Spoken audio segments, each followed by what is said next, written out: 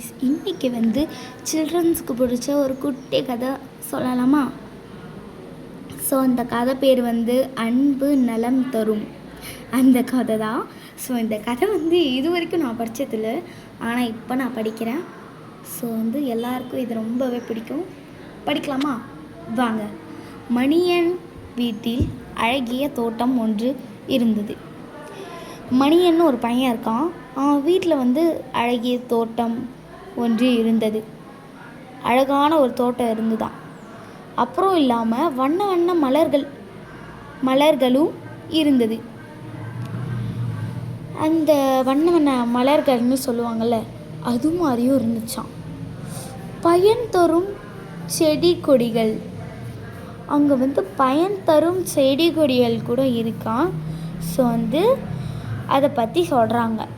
அதுக்கப்புறம் அந்த தோட்டத்தில் டெய்லியும் மணியன் மாலையானால் டெய்லியும் அவன் என்ன பண்ணுவான், மரத்தில் மரத்தில் ஊஞ்சல் கட்டி ஆடுவானான்.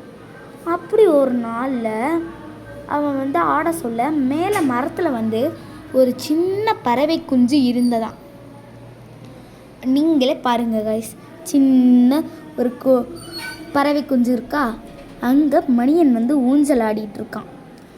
உடனே மணியன் என்னடா இது, நம்ம ஊஞ்சல் கட்டிகிட்டு இருக்க சொல்ல மேலே இது இருக்குது அப்படின்னு சொல்லி அவன் சொல்கிறானா. அதுக்கப்புறம் அவங்க சொல்ல ஒரு நாள் அவங்க அப்பா அம்மா கிட்ட போய் சொல்கிறானா. அவங்க அப்பா கிட்ட போய் சொல்கிறானா, அப்பா என்னதுப்பா, அங்கே மேலே ஒரு கோழி குஞ்சு இருக்குப்பா, ஒரு பறவை குஞ்சு இருக்குப்பா. அவங்க அப்பாவும் சொல்கிறாரு, அதெல்லாம் நான் நேற்றே பார்த்துட்டேன்ப்பா, நீயும் அதெல்லாம் பாருப்பா அப்படின்னு சொல்கிறாங்க அவங்க அப்பாவும். அதை கேட்டு அவனும் சரிப்பா அப்படின்னு சொல்லிட்டு போயிடுறான். அதுக்கப்புறம் மறுநாள் ஏஞ்சி அவங்க அம்மா கிட்ட கேட்குறான். அம்மா, அவன் கேட்குறான், அம்மா அவங்க பறவை குஞ்சோட அம்மா இல்லாதப்ப நான் அதை எடுத்து தொட்டு பார்க்கட்டுமாம்மா அப்படின்னு சொல்லி கேட்குறான்.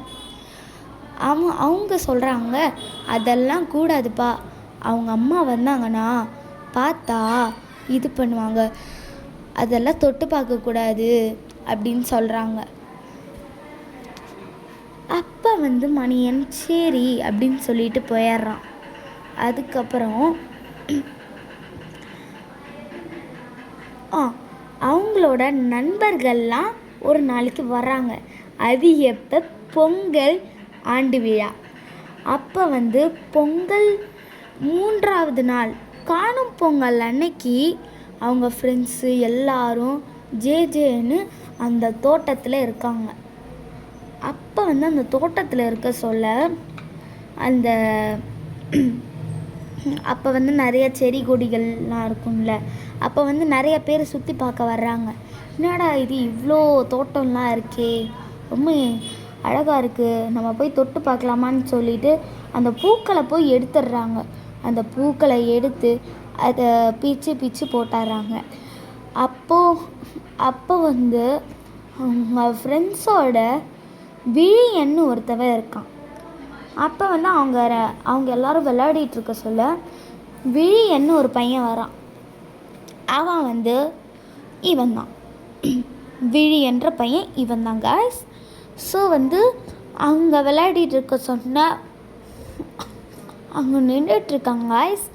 அப்போ கல் எடுத்து அந்த குஞ்சுங்க மேலே அடிக்கிறான். அப்போ மணியன் சொல்கிறான், எதுக்கு நீ அதெல்லாம் அடிக்கிற? அவங்க சொல்கிறான் அந்த ஒரே வார்த்தை கேட்டிங்கன்னா நீங்களே அசந்து போயிடுவீங்க.